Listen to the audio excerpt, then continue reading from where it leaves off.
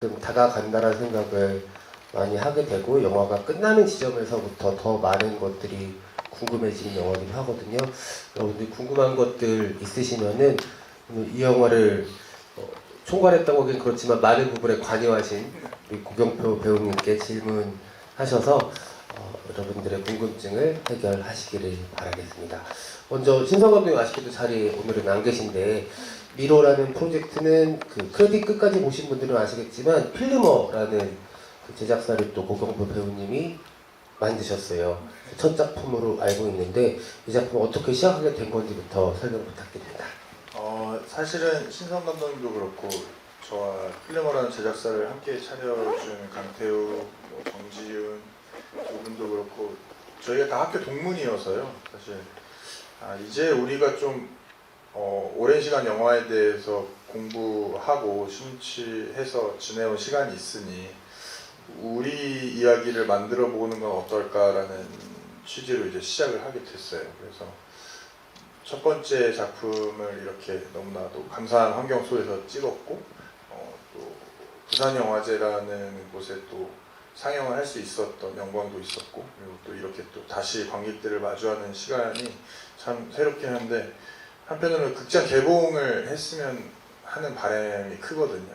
근데 또 한편으로는 어찌 보면 지루할 수도 있는 이 영화가 과연 지금 대중들이 바라는 트렌드에 부합하지 않아서 뭔가 실패라는 낙인을 찍히면 어떡하지?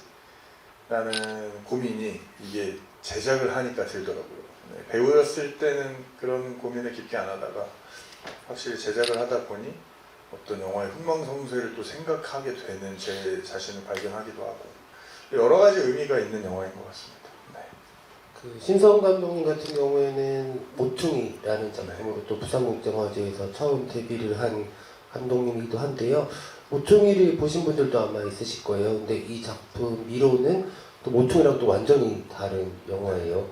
그 경표 배우님 말씀하신 것처럼 지루하다는 말에는 저는 동의는 안 되고 오히려 무겁다. 내내 시종일관 무겁다라는 기운이 있는 작품이거든요. 그러니까 모퉁이가 어떤 측면에서든 조금 가볍게 돌파하려는 지점들이 있었던 반면에 미로는 의도적으로 마치 영문이 웃는 것을 거부하는 것처럼 가볍기를 거부하는 영화이기도 해요.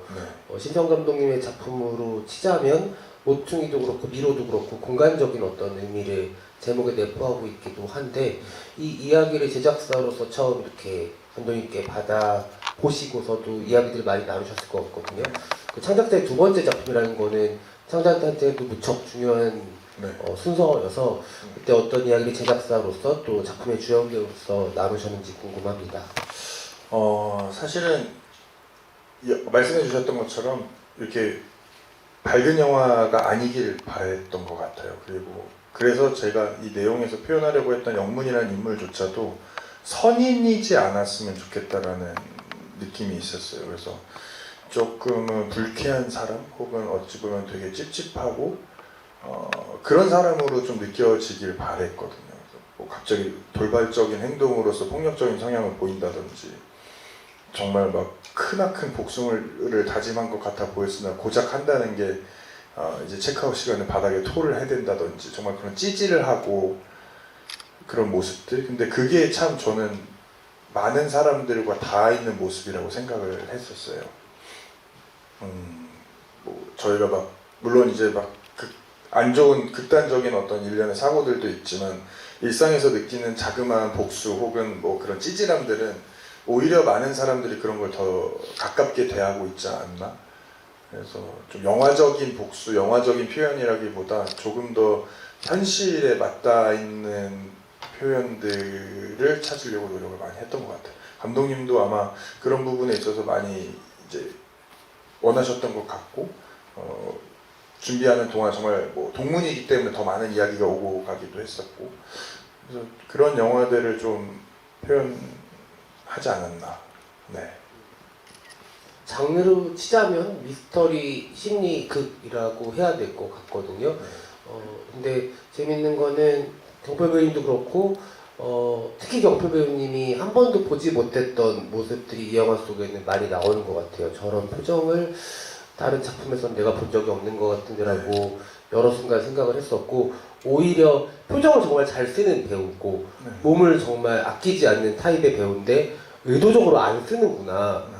체격도 굉장히 큰 배우인데 오히려 좀 더 숙이고 왜소하게 보이려는 측면의 제스처들도 많이 보이는 그런 느낌이 있었고, 그리고 주요한 캐스팅인 위지연 배우님과 유경수 배우님도 뭔가 모르게 그 전작들과는 다른 느낌들이 있었거든요. 아마 그 캐스팅 과정에서도 감독님과 이야기 많이 나누셨을 것 같은데 어떤 과정을 통해서 주요 캐스팅이 진행이 됐을까요?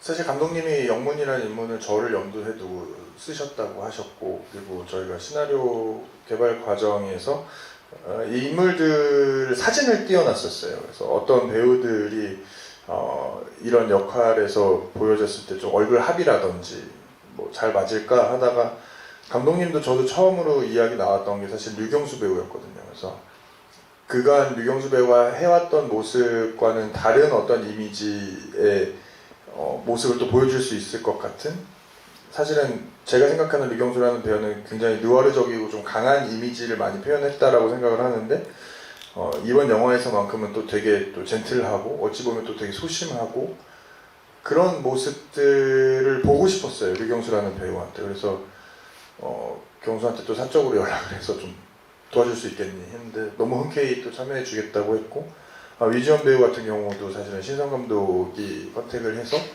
좋은 배우가 있다. 근데 저도 봤을 때 너무 매력적이었고, 그래서 함께 하는 작업들이 되게 신나게 촬영을 했던 것 같아요. 그래서 영화는 소재적으로 분위기적으로 무거울 수 있었으나 저희는 되게 좀 재밌게 촬영을 했던 그런 기억이 있습니다.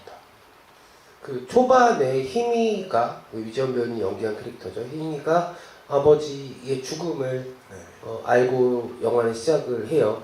그리고 나서 영문도 아내의 죽음을 겪었던 캐릭터라는 것을 관객들이 조금 천천히 알게 되거든요. 그 두 사람이 같이 죽음이라는 사건으로 얽혀있는 사람이고, 류경수 배우님이 연기한 상기 또한 마찬가지로 죽음이라는 큰 사건을 가지고 얽혀있는 인물들이에요. 근데 어떻게 보면 이 인물들이 엔딩까지도 그 감정에 대한 해갈이 되지 않는다는 생각이 들어요. 의도적으로 영화가 어떤 지점에서 그것은 불가능한 일이다 라고 멈춰서는 느낌도 있고요. 이 서사에 대해서도 많은 이야기들이 있었을 것 같은데 그 부분도 좀 이야기를 들어보고 싶습니다. 네, 말씀해 주신 것처럼 좀 명확하게 끝나지 않기를 바랬던 것 같아요. 그리고 감독님이 글을 처음 써서 보여주셨을 때도 저는 그런 지점이 되게 좋았거든요.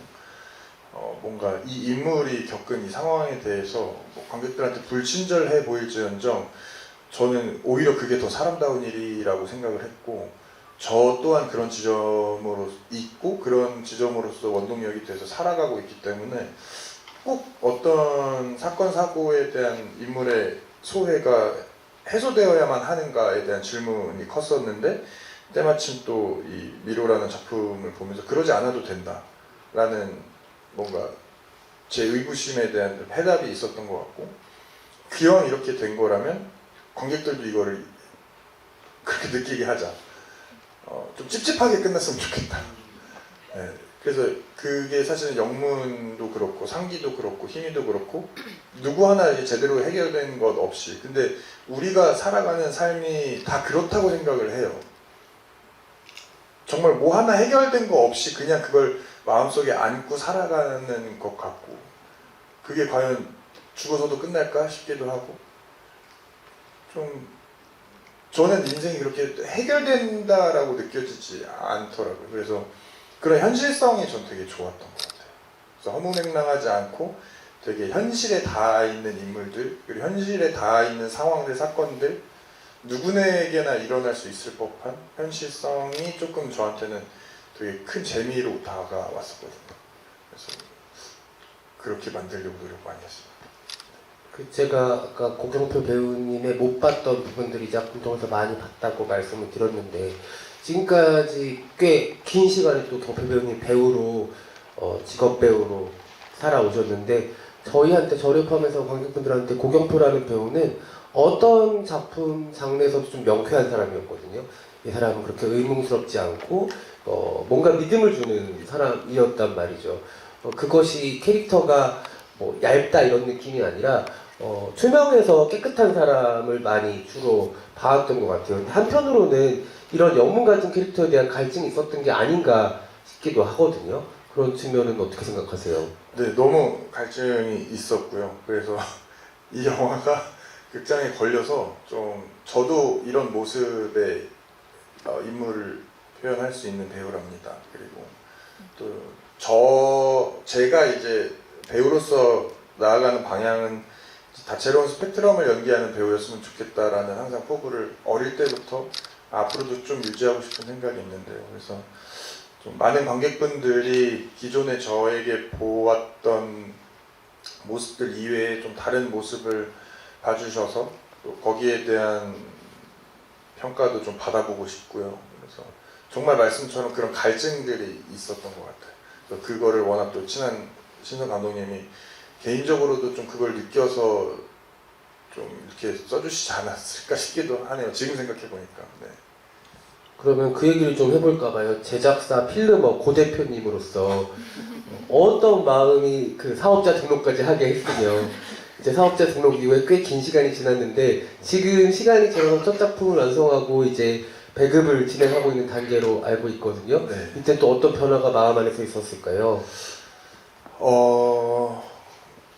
그냥 영화가 너무 좋아서 그냥 그리고 제 주변은 사실 영화를 너무너무 사랑하나 많은 여건이 충족되지 못해서 포기하거나 혹은 어떤 성과를 낼 수 없는 상태에 놓인 분들이 되게 많거든요. 그분들이 영화 했으면 좋겠어요. 그래서 처음 이 영화를 할 때도 사실 신성 감독님께서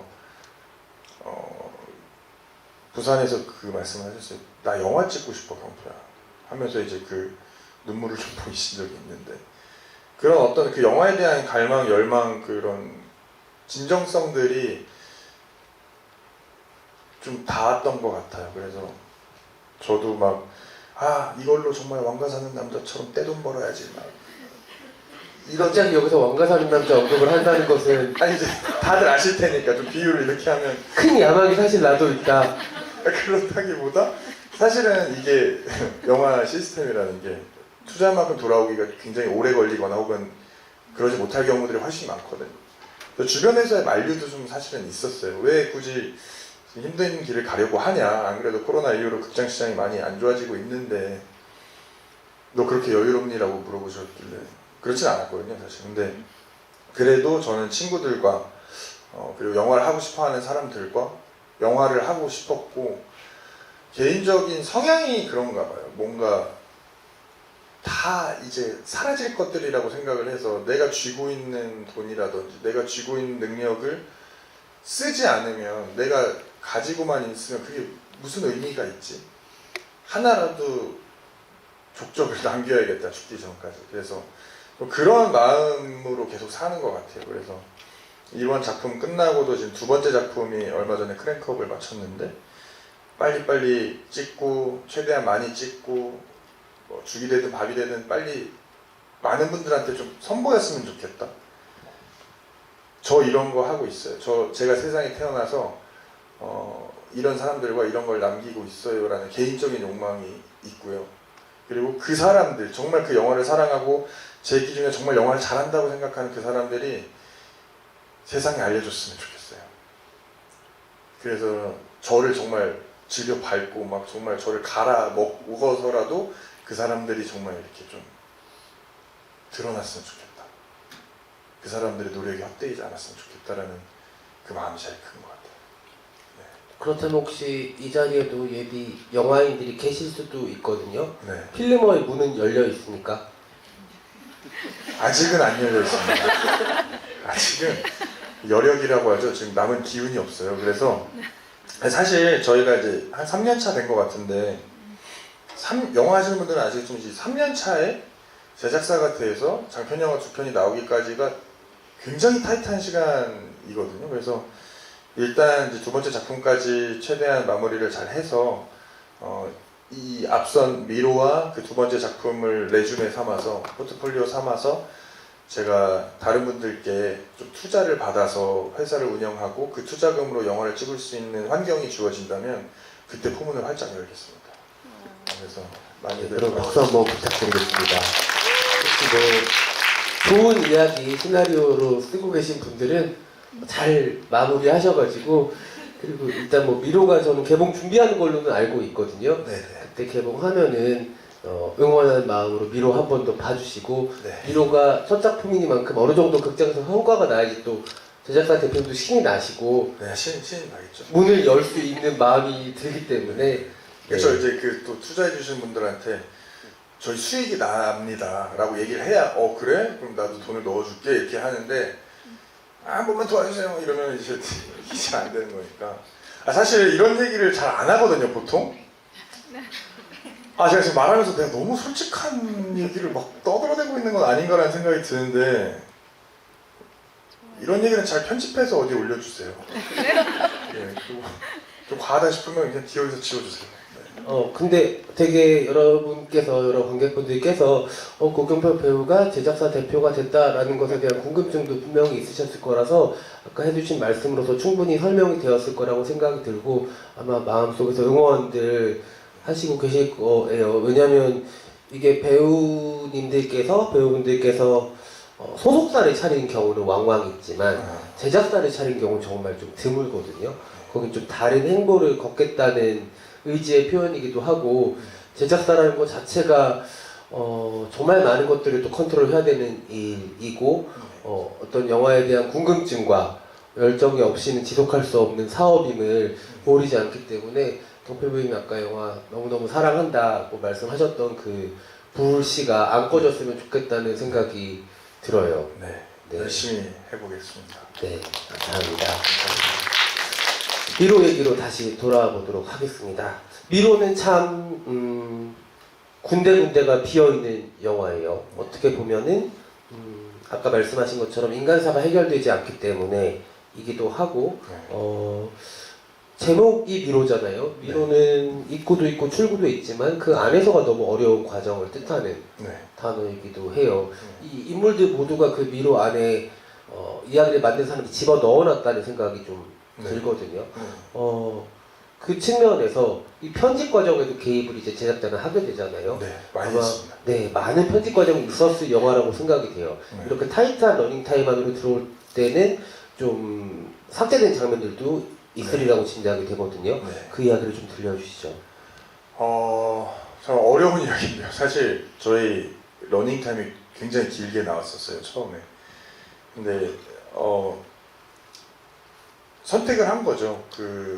이 정도의 러닝타임을 앉아서 보기 힘들다라는 제 주관적인 선택이 좀 이 편집 과정에 있어서 좀 힘을 많이 실게 됐고, 그러다 보니 이제 감독님께서는 또 뼈아픈 편집의 과정들을 또 겪으셔야 했고, 죄송스러운 마음이기도 합니다만 또 제 지난 과거의 제 삶의 빅데이터로 봤을 때 또 첫 작품이니만큼 물론 감독님에 대한 존중도 필요하겠지만 크나큰 도박은 하고 싶지 않았어요. 그래서 감독님도 그 마음을 너무 잘 이해해 주셨고, 그래서 지금 시간에 러닝타임이 나왔는데 그러다 보니 뭐 이제 그 인물들의 과거 전사라든지 뭐 근데 크게 많지는 않았거든요. 근데 뭐 힘이라는 인물에 대한 어떤 인과관계, 이 사람이 영문을 대하는 태도가 호의적인 이유들 혹은 어렴풋이 지금 편집본에서도 대사적으로 나오긴 하지만 힘이 아버지에 대한 이야기가 조금 더 있었거든요. 그래서 오히려 이거를 명확하게 가지 않았으면 좋겠다라는 의견 조율이 있었고, 그러다 보니까 정말 많은 부분들을 덜어내야 했었어요. 근데 참 죄송한 마음도 있고요. 배우님들한테요? 아니면 네, 배우님들, 감독님들한테도 그런 마음이 있고, 또 한편으로는 다행이다라는 마음도 있고. 2시간 40분이었거든요, 영화가. 그래서 좀 지금 여러분들이 보여주신 탄식이 저도 나왔었어요. 너무 길지 않아요. 2시간 40분이라면은 2배가 더. 네. 와. 이 영화 보신 거 한 번 더 보셔야 됩니다. 아. 근데 톤의 무드가 거의 비슷했어. 미로미로네요, 그러면. 네, 미로미로가 돼버려서. 그래서 그거는 이제 정말 초보스럽지만 감명 있게. 근데 감독님이 너무 흔쾌히 맞아, 그럴 수 있어.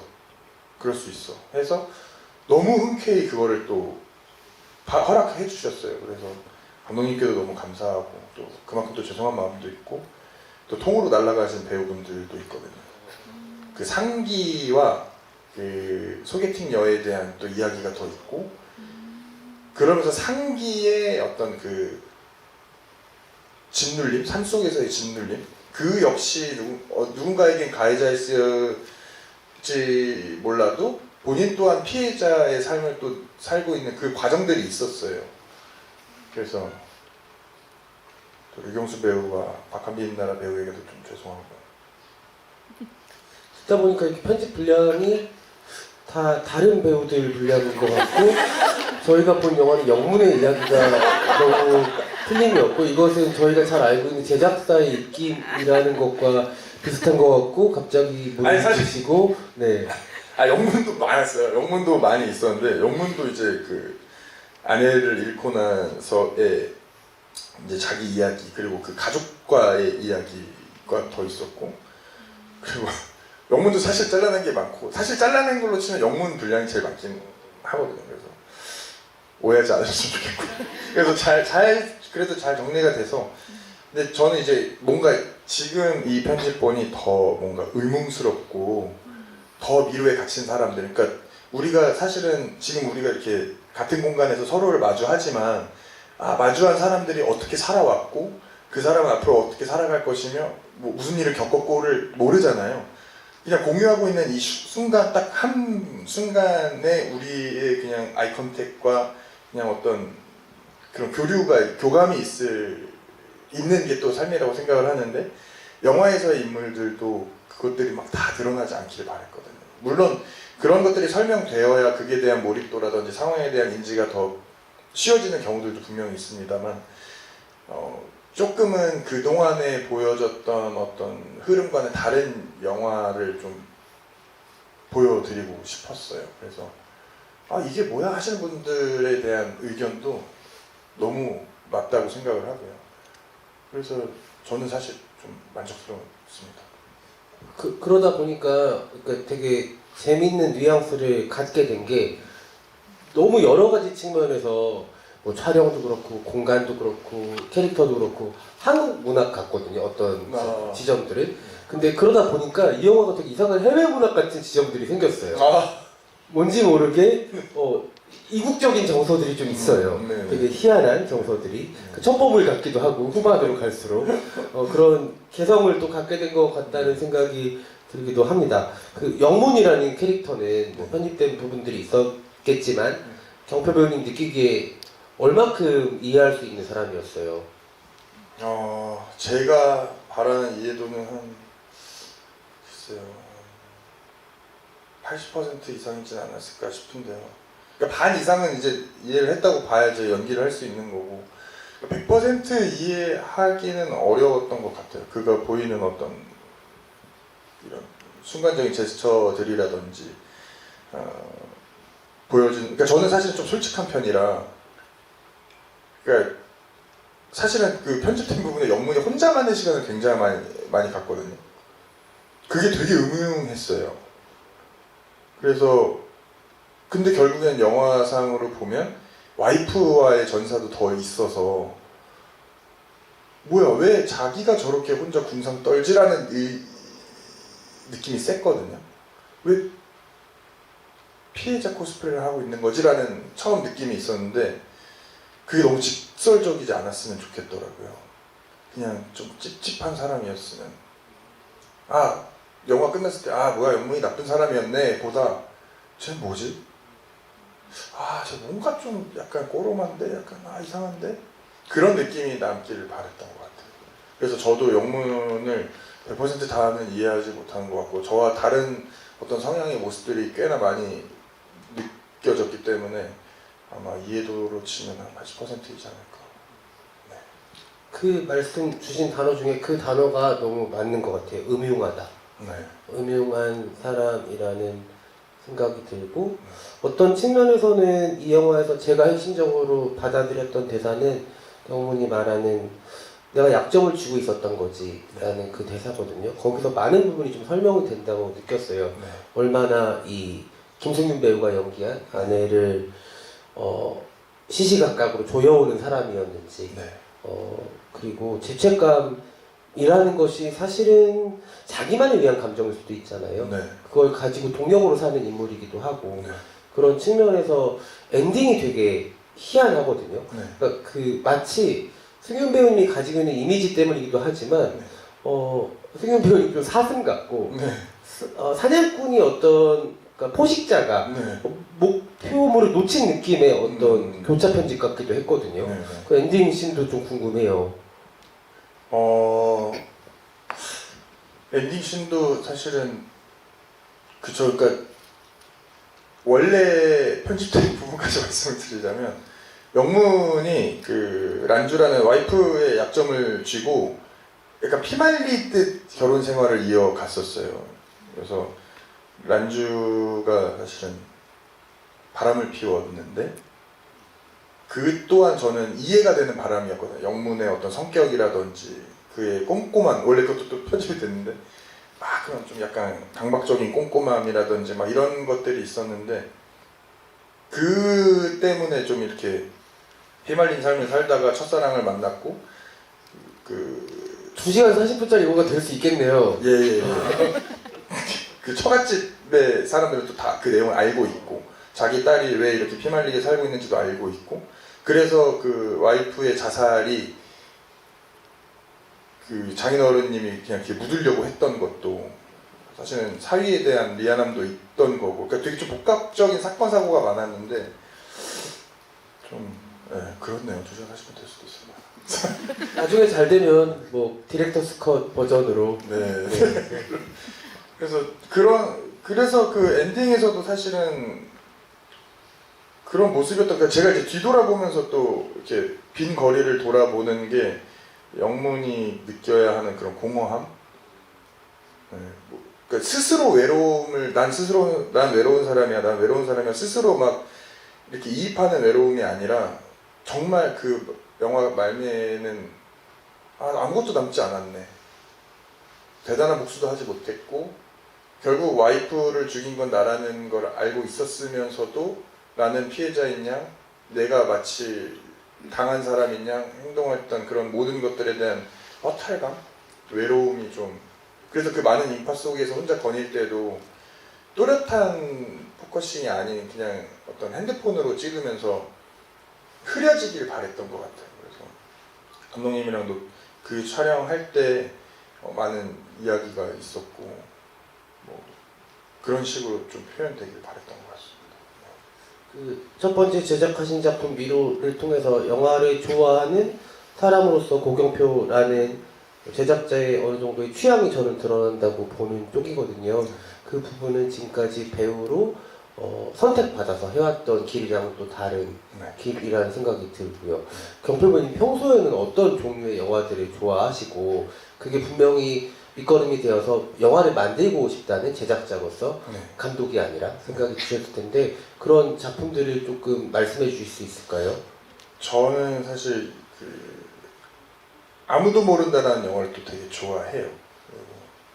고레에다 히로카즈 감독님을 좋아하는데 그가 굉장히 교훈적인 이야기를 하기 이전의 영화들을 좋아합니다. 그래서 정말 있는 그대로의 어떤 상황을 보여주고 그것이 대단히 친절하지 않고 말로써 풀이되는 상황 설명이 아니라 그냥 일상을 보여주는데 보는 관객들은 그들이 어떤 상황에 처해져 있는지를 인지하게 되는 영화. 뭐 최근에는 뭐 김태한 감독의 미망이라는 영화가 김태한 감독이 이번에 저희랑 프로젝트를 두 번째 프로젝트에 함께 참여해 주셨는데 김태한 감독의 영화가 약간 좀 그렇거든요.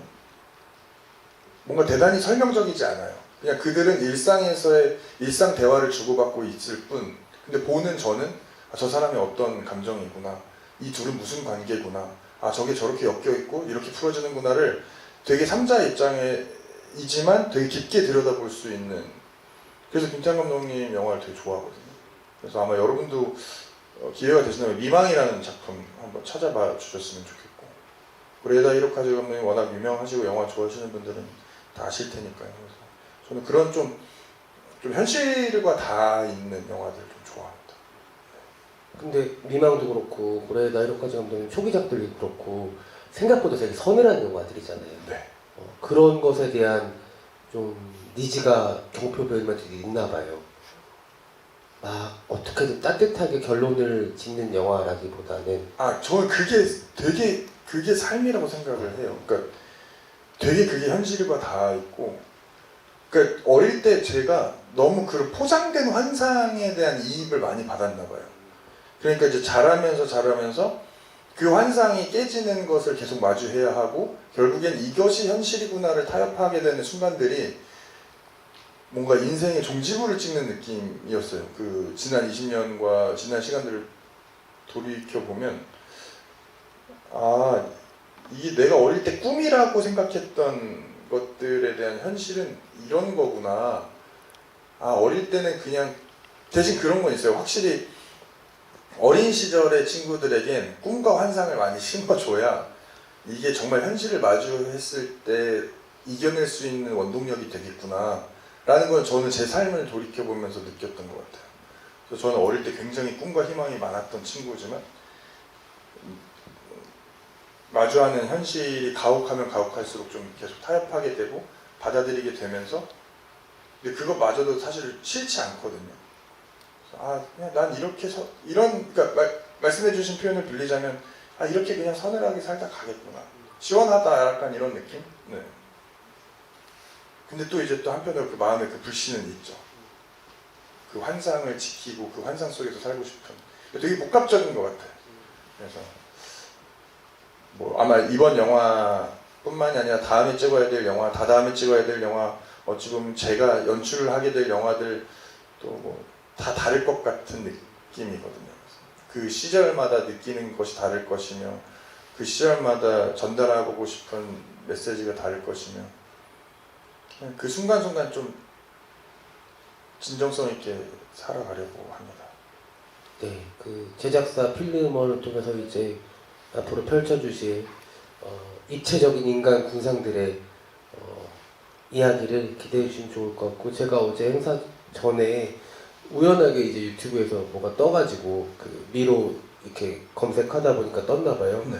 식스센스가 나와가지고 경표 배우님 나왔던 예능. 예능이요? 네네네네. 너무너무 계속 먹던 사람을 보다가 이런 이야기를 하는 사람을 옆에서 보니까 다른 사람이 왔다라는 생각이 들기도 하는데, 여러분 고경표 배우님, 제작자님, 또 감독님으로서도 포부를 가지고 있다고 하시니까는 어떤 이야기들 들려주실지 기대를 해보면 너무 좋을 것 같습니다. 감사합니다. 그 이야기는 또 찬찬히 또 작품들 통해서 해주시기 바라겠고요. 이제 관객분들이 영화 미로 어떻게 보셨는지, 어떤 궁금증들이 있으신지를 들려주시면 좋을 것 같은데요. 저희 오늘 마이크 전달에는 필름어의 공동대표님이자 장손의 배우인 강태우 대표님께서 수고해 주시도록 하겠습니다. 저 작업을 많이 해보셔서 아주 능숙하게 해주실 거라고 생각을 합니다. 네, 손 들어주시면 저희가 마이크 전달드리겠습니다. 여기 가운데 먼저 들어오셨거든요. 네, 옛날보다 조금 느려지신 것 같은데 금발 부탁드립니다. 처음 마이크가 오게 될지 몰라서 좀 당황스러운데, 제가 나름 토크 들으면서 궁금한 거를 적어봤는데요. 네. 일단 고경표 배우님이 말씀을 너무 잘하셔서 놀랐어요. 너무 책 한 권 내셔야 될 것 같아요. 박정희님처럼 책 한 권. 제작사를 내셔서 영화를 내셔야죠. 네. 근데 이제 제작자에서 뭐 시나리오 북이나 대담집도 낼 수 있는 거 아닌가요? 아까 방금 그 무슨 선을 씌워줘, 그거 듣고 진짜 라임이 미쳤네. 진짜 거의 쇼미더머니 우승 수준. 그래서 너무 기대했고요. 좀 궁금한 게 많은데 그냥 짧게 여쭤볼게요. 일단 그 크랭크업을 언제 하신 거예요? 그러니까 언제까지 찍으신 건지가 궁금해요. 언제 찍으신 건지 시점이. 그 영화를. 재작년이었던 것 같은데요. 재작년 겨울에 아마 끝났던 것 같아요. 24년 겨울에 찍으신 거예요? 네, 24. 맞나요? 네, 24년 겨울. 네네. 왜냐면 고경표님이 되게 아니 당연히 잘생기셨는데 되게 그 성수기 비수기 짤로 좀 유명하시죠. 네네. 어때 보였어요? 저는 성수기였어요? 근데 되게 좋았어요. 페이스가 되게 좋았어요. 제가 이제 드리고 싶은 말씀도 네. 그거에 대해서 있는데 아 이게 아닌가요? 왜 아니 그 보면 네. 저 성수기 같았나요? 비수기 같았나요? 완전 그러니까 살이 빼 보였어요. 성수기 그러니까 살을 뺐을 때. 뺐을 때 같죠? 네. 그렇게 또 빼질 않았을 때거든요. 아 그래요? 그러니까 제가 미치겠는 게 뭐냐면요. 가끔 이제 제가 방송에서 비춰지는 게 막 네. 아직 저 녀석 살쪘네. 그리고 또 좀 살 뺐네. 크게 다르지 않아요. 그러니까 한 1, 2kg? 1, 2 근데 이제 제가 혼자 느끼기에 뭘까 하다가 그냥 보시는 분의 기분인 거예요. 아니 그게 붓기 차이 있지 않아요? 붓기도 있어요. 맞아요. 그러니까 붓기도 전날에 제가 되게 라면을 드셨으면 좀 제가 붓기가 되게 심한데 자세도 제가 이렇게 딱 올곧게 서 있으면 네. 그리고 제가 어릴 때부터 안경을 써서 이렇게 봐요. 턱을 들고 이렇게 땡겨둬서 보니까 턱이 이렇게 항상 접혀 있거든요. 근데 제가 막 또 어떤 멋진 역할을 해야 한다. 그럼 턱을 좀 당기고 사람을 이렇게 위로 쳐다보기 시작하면 턱선도 드러나고요. 몸무게 차이는 지금 한번 해보세요. 턱 완전 지금 좀 이렇게 보면 무슨 느낌인지 아시겠죠? 약간 좀 많이 다르죠? 평화롭게 평안하게. 평안하면 이렇게 있으니까 이런 식으로 사진이 찍히면 이 녀석 행복하구나. 이 녀석 대단히 살이 찌고 있네. 약간 근데 이제 저는 이제 개의치 않습니다. 그래서 제가 그냥 결론 내린 거는 보시는 분이 즐거우면 살이 찐 모습이든 마른 모습이든 그게 뭐가 중요해요. 저는 항상 그대로 온 걸요. 그래서 예쁘게 봐주셔서 너무 감사합니다. 네. 박수가 나오는군요. 저 조금 더 질문 드릴게요. 네네네네. 많이 해주셔요. 네. 그리고 일단 제가 사실 그러니까 여기를 온 게 그 근처에서 알바를 하고 끝나고 이제 여기 신무직에서 왔는데 그 고경표 배우님이 오신다는 걸 알고 집을 예매했는데 고경표 배우님이 출연하는 건지 솔직히 몰랐어요. 한국 독립 영화를 소원해 주시기 위해서 오신 고경표 배우님인 줄 알았는데 나오시는 거예요. 그래서 나온다 그래서 했는데 제가 그 유경수 배우님 되게 좋아하거든요. 네. 제가 좋아하는 배우들이 많이 나와서 깜짝 놀랐는데 너무 죄송한 말씀이신데 제가 사실 초반에 좀 졸았어요. 네, 이해해요. 제가 딱 아버지가 돌아가셨군. 네. 막 울어 어떻게 울어. 거기서부터 주무셨으면 아예 주무신 건데? 아니 저 깼어요. 네네네. 무슨 알람 소리가 울렸는데 무슨 깼어요. 네, 차에서 깼을 거예요. 알람 소리가. 어제 깼는데 고은표 배우님이 스탠딩업 코미디를 보시고 아내가 죽었다는 언급을 민진웅 배우님이 하실 대충 상황 파악하고 이제 그러니까 어떻게 탐정 여자 질문을 해주셔야죠. 죄송합니다. 그래서 여쭤보려고 했던 게 하성국 배우님이 제가 어디 나는지 모르겠는 거예요. 하성국 배우님이 크레딧에 있던데. 편집됐습니다. 없었구나. 그러면 제가 영화를 제대로 보신 게 맞습니다. 깨어있어도 못 봤겠네요. 그거랑 약간 제가 봤을 때는 고은님 영화 속에서 페이스가 약간 헤어질 결심에서 있잖아요. 헤어질 결심 나오신 거 맞죠? 네네네. 거기 약간 얼굴이랑 비슷한 느낌이었어. 근데 제가 헤어질 결심 너무 재밌게 봐서 헤어질 결심이랑 여기랑 몸무게 차이로 치면 10kg입니다. 비슷해 보였는데? 그죠? 그렇다니까요. 그러니까 제가 미치겠어요. 그리고 아까 힘이 아버지 전사나 좀 뺐다고 하셨잖아요. 근데 제 생각엔 잘 빼신 것 같아요. 뭔가. 고맙습니다. 이런 평가가 굉장히 전 소중해요. 왜냐하면 그러니까 아버지가 모르는 아버지가 되게 폭력적인 사람인지 뭐지는지 이제 모르니까 오히려 관객들이 자기가 부모님이랑 있었던 사건을 대입하면서 볼 수도 있고 아무튼 빼신 게 제가 감히 할 말인가 싶지만 좋았던 것 같고 두 시간 다른 관객들한테도 질문 죄송합니다. 진짜 마지막 질문이에요. 질문을 7개를 하셨거든요. 근데 마지막 이거 좀 대박인데 건대 나오셨다고 하셨잖아요. 네. 제가 한 열흘 전에 남자친구가 생겼는데 건대생이거든요. 여자분이신가요? 아니요? 처음 봐요. 이 사람 저 두 분은 아는 분이 아니에요? 아니 그래서 제가 그럼 한 칸 옆에 떨어져 앉아서 되는 거 아닌가? 제가 상영을 2분 전에 들어와서 여기 앉을까 했는데 또 굳이 그냥 원래 자리 원래 자리로 가신 거구나? 네. 두 분이 오신 줄 알았어요? 아닌데 그래서 건대 맛집이나 건대집 좋은 데가 건대 맛집? 네. 저희 개미집 가세요, 개미집. 개미집 네, 신성 감독님의 진짜? 모퉁이라는 영화를 보면 네. 개미집이 나옵니다. 고깃집인가요? 볶음밥집이에요. 오. 네. 낙곱새. 감상. 곱창은 없지? 없죠? 네? 없죠. 뭐가 있죠? 거기 무슨... 네, 그 저희 이쯤에서 마무리할게요. 네네네, 감사합니다. 그렇습니다. 네, 네. 고맙습니다. 개미집. 네, 약간 그 오프라인에서 펼쳐지는 버블을 보는 것 같았지만 네, 저 여러 가지 정보들을 얻었다 생각하고 관객분들 양해 부탁드리고요. 네, 나머지 분들 검색으로 거인미식 같은 경우 해결하시길 바라겠습니다. 네, 또 다른 관객분 계시면 네, 이쪽 앞쪽에 그 패딩 입으신 분께 마이크 드리겠습니다. 안녕하세요. 저 그 이루를 처음 봤는데 고경포 배우님이 나온다 그래서 얼마 전에 끝난 리송을 재밌게 봤거든요. 네. 그래서 이것도 혹시 동료들한테도 이동희 배우님이나 막 박보검 배우님이나 유준열 배우님한테도 혹시 응원을 받은 적이 있어요? 글쎄요, 뭐 응원이라면 커피차를 말씀하시는 건가요? 네네네. 그럼. 네, 뭐 커피차는 아니었고요. 그리고 제가 어쨌든 이제 제작을 한다는 거는 알고 있으셔서 잘 됐으면 좋겠다라고 이제 뭐 그런 이제 이야기는 오고 갔었죠. 네. 대답이 됐을까요? 네. 네. 그리고 영화를 개봉하시면 요즘 이동희 배우님도 영화 개봉하셨잖아요. 네. 그 지원 사진 막 커피차나 막 그런 거 하시는. 커피차 사업을 하시는 건 아니죠? 그 영화 커피차 이벤트 같은 거 광화문에서 자주 하니까. 아, 그것도 이제 또 그 업계 얘기라서 좀 하면 안 되는데 그것도 좀 이제 시기가 맞아야 할 수 있습니다. 네. 허가도 받아야 되고요. 네. 고맙습니다. 네, 고맙습니다. 네, 네, 또 다음 질문. 다른 네, 앞쪽에 여기 먼저 드리고 이쪽에도 드릴게요. 그 영화가 개봉도 생각하고 계시다고 했는데 무대 인사 같은 것도 하시는지. 하고 싶죠. 하고 싶은데 그것도 이제 여건이 많이 맞아야 돼요. 이게 쉽지가 않네요. 그래서 극장이 또 많이 열리려면 또 배우들이 나서서 홍보도 해야 하는 것들도 있고요. 그래서 기회가 된다. 그 기회를 만들어야죠, 사실. 그래서 그렇게 방금 마이크 건네주신 강 이사님이랑 열심히 한번 해보도록 하겠습니다.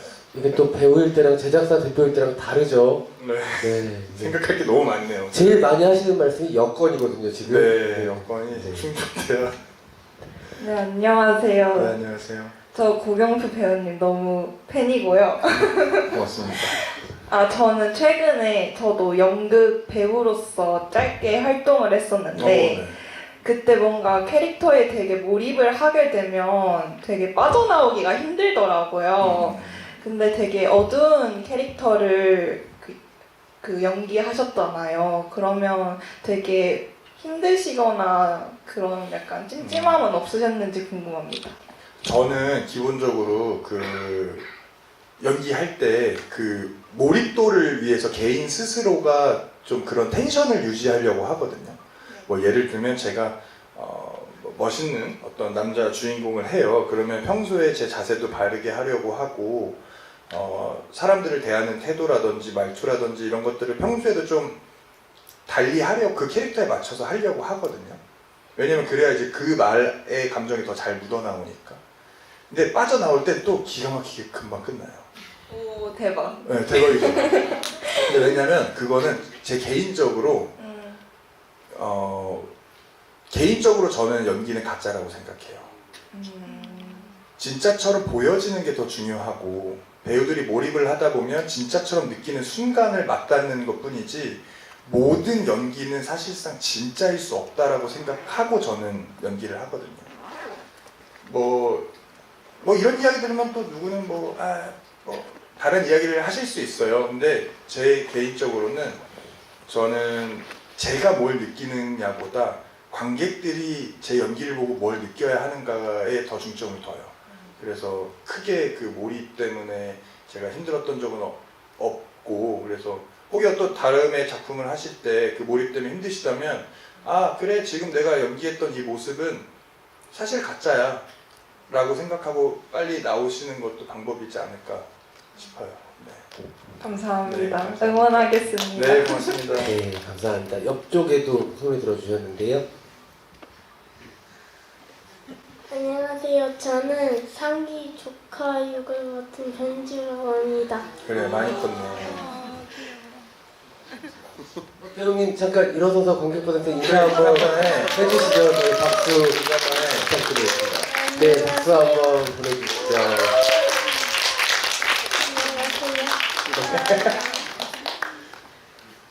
혹시 영화 개봉은 언제 하니? 그치 너도 이게 되게 중요하거든. 이게 너한테도 되게 얼마나 연락을 안 주셨으면 현장까지 배우가 찾아와서 그러니까 개봉을 언제 하냐고. 이게 정말 맘 같아서 내일 당장이라도 하고 싶은데 이게 또 영화라는 이 산업에서 우리를 봐주시는 많은 분들이 계셔. 그래서 그분들의 어떤 마음이 충족될 때까지 우리는 많이 열심히 노력을 해야 할 거고, 그래서 정말 너의 노력이 헛되이지 않도록 열심히 할 테니까 우리 같이 힘내주고 응원해줬으면 좋겠어. 좀만 기다려줘. 네. 고마워. 오늘 혹시 배우님 영화 보셨어요? 보셨는데 그 짧게 소감이라도 한마디 대장사 대표님께 전해주시면 좋겠습니다.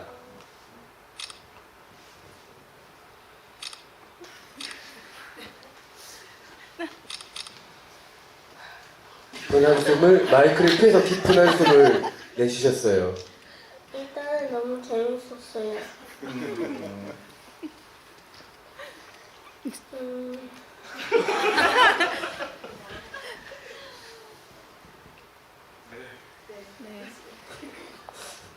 네, 나머지 이야기는 또 개봉 때 주연 배우로서 책임감을 갖고 전달해 주신다고 하니까는 여러분들 그 성함이 어떻게 되세요, 배우님? 저는 변지후라고 합니다. 네, 변지우 배우님 많은 응원 기대 부탁드리겠습니다. 네, 이쪽에도 혹시 질문 주실 분들 있으면 제일 앞쪽에 드리고 저쪽으로 가겠습니다. 네, 안녕하세요. 오랜만이에요. 네, 오랜만에. 저 영화 너무 잘 봤고요. 네, 저 고명표 배우 너무 팬이고, 그 부국제에 제가 못 가서 이거 처음 봤는데, 되게 다른 그 무드로 진행되는 게 덤덤하게 뭔가 과하지 않게 그 의도하신 대로 계속 다음이 어떻게 될까 되게 궁금했고요. 일단 영화 너무 잘 봤고, 질문은 끝나고 나서 제가 그 대사가 너무 기억에 남았거든요. 내가 약점을 쥐고 있었구나. 네. 그게 끝나고도 계속 생각이 돼서 아까 잠깐 말씀을 해주셨지만 대표님께서 배우님께서는 그 대사 뱉을 때 어떤 생각으로 그게 나오게 되었는지, 아니면 이거 말고 다른 대사가 또 기억에 남는 대사가 있었는지 일단 궁금합니다. 네. 사실 죄책감이었던 것 같아요. 그리고 마주하기 싫었던 내 모습을 이제는 마주해야 될 때, 왜냐면 그걸 마주하고 싶지 않아서 계속 상기라는 인물에게 어떤 이 블레임을 씌웠었거든요. 근데 그마저도 다 벗겨지고 나니 결국엔 남은 건 나밖에 없더라. 이 사건을 시작하게 된 어떤 시발인, 그 시발놈이 나였구나 를 마주해야 하는, 정말 뱉고 싶지 않았지만 뱉어야만 하는. 근데 이런 나조차도 정말 도와주기 위해서 열심히 뛰어준 당신한테 사실 나 이렇게 그냥 나 별로인 사람이에요. 나 정말 별로인 사람이에요. 그치만 이런 나라도 도와줘서 고마워요. 라고 해서 이제 희미랑 마주하고, 그리고 희미의 힘듦을 들으러 왔다 결국 또 지 얘기만 한 거거든요. 영문이라는 인간이. 그래서 좀 그런 마음이었던 것 같아요. 좀 마주하기 싫은 나를 마주해야 하는. 그 이름에도 뜻이 있다고 알고 있는데 네. 영문을 모른다, 영문. 네. 그런 식으로. 상기는 계속 상기시키는 사람, 희미는 희미한. 그럼 배우님이 생각하는 영문은 어떤 거에 대한 영문을 모르는 거예요? 그냥 앞으로 흘러갈 자기 미래에 대해서, 그러니까 웃음을 참고 있다고 했잖아요. 결국엔 그는 모든 걸 드러냈음에도 앞으로도 웃지 않을 것이고, 저는 그렇게 연기했거든요. 아마 영모는 웃지 않을 거예요. 웃지 못하는 게 아니라 참고. 웃지 않을 거예요. 그마저도 저는 영문이 되게 음흉한 사람 같아요. 찝찝한 사람 같아요. 네, 혹시 괜찮으신 질문을 조금만. 네. 그 차에서 주무시잖아요. 네. 그게 집에서 잠을 이루지 못해서 네. 차라는 공간을 선택한 걸로 보이긴 했는데 네. 다른 건 다 집에서 하시잖아요. 네. 뭐 TV도 보고 네. 맥주도 마시고. 근데 잠 자체는 뭔가 집이라는 공간이 너무 커서 잠을 못 이뤄서 그 차라는 공간을 선택하는 걸까요? 어떤 의미가 있는 건지. 그 하루의 마무리는 잠으로 끝나는데 그 잠자리엔 항상 란주가 있었거든요. 매일 같은 모습의 란주가 옆에 있다가 그녀가 사라진 그 공허함을 거기서 채 견딜 수 없는 거죠. 그러니까 침대에서 잠이 들고 란주가 있던 공간에서 함께 잠들던 그 공간에서 잠이 들면 내 하루는 마무리가 되지 않으니까 회피한 거죠. 계속 도망 다니는 거예요.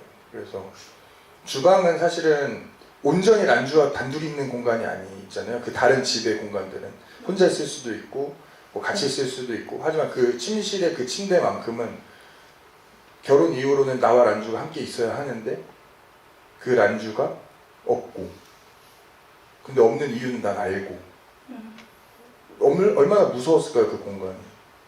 저는 그렇게 생각했어요. 그래서 그 공간에서는 계속 피하려고만 하지 않았을까. 그럼 그 영상을 블랙박스 영상을 보기 전에도 란주가 자살을 했다고 생각을 하고 있었던 거네요. 어렴풋이 느끼고 있었겠죠. 어렴풋이. 왜냐면 슬프지 않으니까. 란주가 죽었는데 그렇게 충격적이지 않았고 그렇게 슬프지 않았다. 그 대사가 나오죠. 네. 그러면서 아 내가 약점을 쥐고 있었구나. 란주를 죽인 건 나구나라는 걸 사실은 영문이는 느끼고 있지 않았을까? 명확하게 내가 죽였구나라기보다 그런 느낌들 있잖아요. 아, 나 때문이다. 좀 얘기가 무거워지는 것 같은데 뭐 예를 들면 엘리베이터 탔어요. 네. 내렸어요. 근데 뒷사람이 들어가면서 막 으악! 이상한 소리를 내요. 아, 내 망고 때문일 수 있겠다. 그런 어떤 느낌 쉽게 표현하자면 아니 이게 무거워진다고 해서 가볍게 만들려면 더러워졌네요. 속이 무거우셨던 네. 네, 좀 알겠습니다. 이해 답변해 주실까요? 네네네. 답변 너무 감사합니다. 감사합니다. 네, 근데 경표 배우님 자꾸 영문이를 그렇게 말씀을 하시는데 저는 한편으로는 엔딩에서 희미가 마지막에 희미하게나마 웃잖아요. 그 코미디 클럽에서 그렇게 웃을 수 있게 남겨주고 갔다고 생각해요. 네. 편하게 웃으라고. 자기 옆에 있었으면 희미는 못 웃었을 거거든요. 네. 영문 아주 나쁜 사람은 절대로 아니라고 생각을 합니다. 비겁한 사람일지언정. 맞습니다. 네, 네. 네, 네, 맞습니다. 이쪽에도 손 들어주셨던 분이 계셨는데, 네, 이렇게 마이크 드릴게요. 네, 영화 너무 잘 봤고 저도 영문과 란주의 관계에 대해서 좀 궁금한 점이 생겨서 마이크를 잡게 되었는데요. 네. 둘이 되게 어떻게 보면 불안정한 관계로 얽혀서 결국 한 명이 죽긴 했지만 저는 영문까지 죽은 것처럼 느껴졌거든요. 그래서 둘이 어떤 계기로 그렇게 얽히기 시작해서 결국엔 이런 비참한 결말을 맞이했는지가 궁금했습니다. 란주와 영문이요? 아니면 희미와 영문? 란주와 영문. 란주와 영문은 사실은 되게 어린 시절 연애하고 결혼까지 잘 일사천리로 잘 됐는데 사실 란주 마음속에는 지난 연인에 대한 그리움이 되게 컸던 인물로 설정이 되어 있었고요. 그리고 그걸 이제 영문도 어렴풋이 느끼고 있었지만 실제로 목도하게 돼요. 그러니까 장면으로 나온 건 아니고 이건 대사로서 서술되는 부분이었는데 그걸 목도하고 나서부터 영문이 란주를 대하는 태도가 달라져요. 그래서 그 마음의 부채, 란주도 사실은 영문을 사랑하지 않은 건 아니거든요. 다른 사람을, 그러니까 지난 사람을 만나고 그와의 시간을 보냈다고 해서 또 그러니까 이게 되게 복잡하거든요. 우리는 사실은 한 사람과 사랑해야 해를 사회의 기틀로 잡고 우리는 살아가고 있지만 느껴지는 감정은 사실은 다 다르기 때문에 란주는 그런 감정이었을 거예요. 영문도 사랑하고 전 남자도 사랑하고 그런 그 죄책감, 근데 매일 마주해야 하는 영문에 대한 그 미안함, 죄책감, 근데 영문은 또 그런 나를 더 외롭게 하네. 그럼 난 또 저 전 사람을 찾아가게 되고, 영문은 또 그 모습이 싫고, 나가면 아 그 사람 만나러 가는구나 알면서 또 표현하지 않는 그 영문의 꽁함, 그러면서 그런 냉소적인 모습에 란주는 또 상처받고, 그러니까 점점 일이 눈더미처럼 커지는 것 같아요. 그런 감정의 골이 점점 커지다가 결국 란주는 선택을 한 거겠죠. 그만큼 영문을 사랑하기도 했고, 그만큼 전 사람을 사랑하기도 했고, 정말 삶을 내던질 만큼 그녀는 뭐 정말 그 두 사람에 대한 사랑은 진심이지 않았을까. 그리고 그 모든 과정을 장인어른이 다 알고 계세요. 그래서 영문이를 지키려고 더 이상 그 상기에게 하지 말고 그냥 합의로 끝내자. 더 이상 이거 깊어지지 말자. 왜? 내 딸의 그런 모습을 또 세상에 알려줘야 할 수도 있으니. 좀 그런 것들이 좀 얽히고 설켜 있는 관계였어요. 그리고 그걸 나중에 영문이 알게 돼요. 장인어른이 알고 있었구나. 아, 장인어른이 날 위해서. 그러니까 또 무너지는 거죠, 영문은. 정말 말씀처럼 영문은 저는 죽은 사람이라고 생각해요. 그러니까 살아있지만 저는 이미 죽어있는 사람도 꽤 많다고 생각하거든요. 저도 삶을 대하는 태도는 이미 전 한번 죽었다고 생각해요. 그래서 지금의 삶을 되게 열심히 살려고 하고 있고, 제가 뭐 삶의 모토라면 모토라고 이제 항상 곱씹는 내용 중에 하나가, 아, 죽는 것이 휴식이 될 수 있도록 살자. 네, 그런 마음으로 저는 살고 있어요. 그래서 게을러지지 않았으면 좋겠다는 채찍질도 하고, 또 한편으로 늘어져야 할 때는 필요에 의해서 늘어져야 한다면 정말 기깔나게 늘어져 보자. 그것마저도 최선을 다해서 늘어져 보자. 살고 있고. 그래서 말씀해 주신 것처럼 영문은 죽어 있는 사람이지 않을까. 네, 저도 그런 마음이 있었거든요. 공감해 주셔서 너무 감사합니다. 충분한 답이 되셨으리라 생각이 듭니다. 좀 뒤쪽에 계신 관객분 마지막 질문으로 해야 될 것 같은데요. 질문 짧게 한 가지만 부탁드리겠습니다. 예, 영화 재밌게 잘 봤고요. 그 영화를 보면서 보통 영화에서 어떤 메시지를 전하고 싶을까 이런 것들을 계속 생각하면서 보게 되는데, 영화를 보는 중간에는 특별히 잘 캐치하지 못했다고 생각했었어요. 근데 끝나고 배우님께서 이런 얘기를 하고 싶었다. 뭐 삶이라는 게 늘 명쾌하게 보여지지 않고 원래 이런 것이다. 그래서 어둡게 표현하고 싶었다라고 하셨을 때 이해가 됐고, 근데 스토리를 따라가 봤을 때 좀 마지막 장면에서 이제 영문이 노래를 하잖아요. 그러니까 란주가 자기가 밖에 있을 때 란주가 노래를 부르는 모습을 봤고, 그 마지막으로 불렀던 노래를 자기 혼자 있을 때 부르게 되는데, 거기까지는 제가 스토리를 따라가면서 이해할 수 있었다고 생각했는데, 그 마지막 대사에서 다음 누구야? 라고 하고 끝을 맺는데, 그 대사가 잘 이해가 되지 않았고, 차라리 그 대사가 없었다면 그냥 오히려 깔끔하게 이해할 수 있었던 것 같은데, 그 대사를 듣고 끝내면서 저 마지막 대사는 왜 편집을 많이 하시다고 했는데 굳이 살려두고 관객에게 던지고 끝났을까라고 하는 생각이 좀 많이 궁금함이 남습니다. 너무 제가 하고 싶었던 어떤 그 주제의 질문을 던져주셔서 감사합니다. 그 이유는 사실은 명확합니다. 정말 제가 이 영화를 대하는 태도는 현실과 닿아 있다라고 생각을 했고, 이게 그 다음 사람을 관객들한테 던지는 의도였어요. 그러니까 나처럼 찝찝하게 살거나 나처럼 해소되지 않는 삶을 살고 있는 누군가도 지금 이 영화를 보고 있겠지. 나 같은 사람이 나 혼자뿐일까?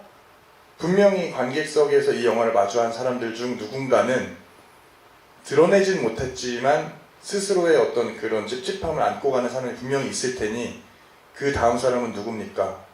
라는 질문이었어요. 그래서 사실상 그 장면의 배치도 그냥 펜션에 놀러 가서 정말 단순하게 란주를 생각하는 마음으로 우리가 젊은 시절 연애 때 같이 불렀던 노래에 대한 그 감정들을 쏟아내서 해소하려는 장면으로 지나가는 장면이었거든요.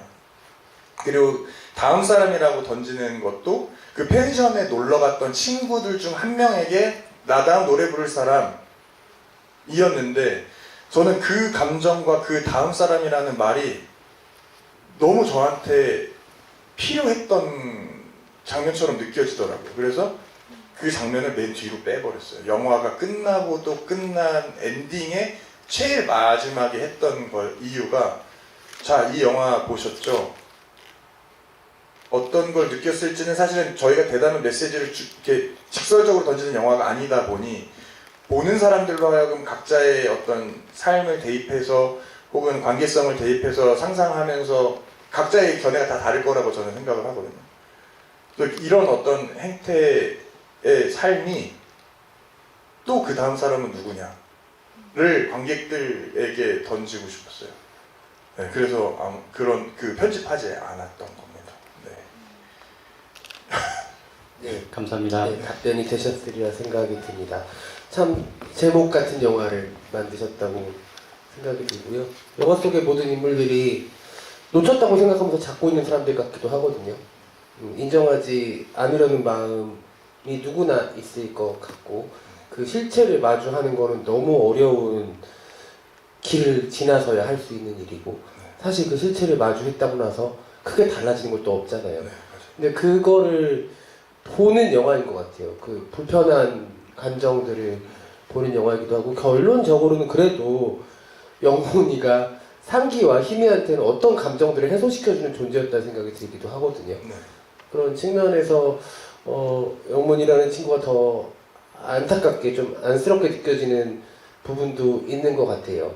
이 친구가 영화는 끝났지만 어디선가 그 다음에 미로에서 나와서 길을 잘 찾아서 걷기를 바라게 되는 마음이 영화 두 번째 보니까 또 들더라고요. 네, 그런 생각을 하면서 여러분들이 남겨주신 여러 가지 감상들과 질문들이 오늘 사실 배우로서 또 제작사로서 그리고 또 인간 고경표로서 여러 가지 이야기를 들으신 고경표 배우님께 아주 큰 도움이 되셨을 거라고 생각이 들고, 개봉 때 나는 이제 오늘의 에너지를 얻으셔가지고 열심히 또 한번 무대 인사도 하시고 달려가시기를, 아마 여기 계신 분들은 다 무대 인사나 개봉 인사 때 오셔서 응원해 주실 거라고 생각이 듭니다. 네, 그럼 마지막으로 오늘 와주신 관객분들에게 끝인사 말씀 부탁드립니다. 네, 이렇게 또 귀한 시간 내주셔서 너무 감사하고요. 이렇게 또 한 번 한 번 마주하는 기회가 배우로서 흔치 않은 기회인데 이렇게 너무 또 좋은 추억 남겨주셔서 진심으로 감사드립니다. 와주셔서 감사합니다. 네, 오늘 밤 끝까지 함께 해주신 관객분들 감사드리고요. 조심해서 돌아가시기 바랍니다. 감사합니다. 감사합니다.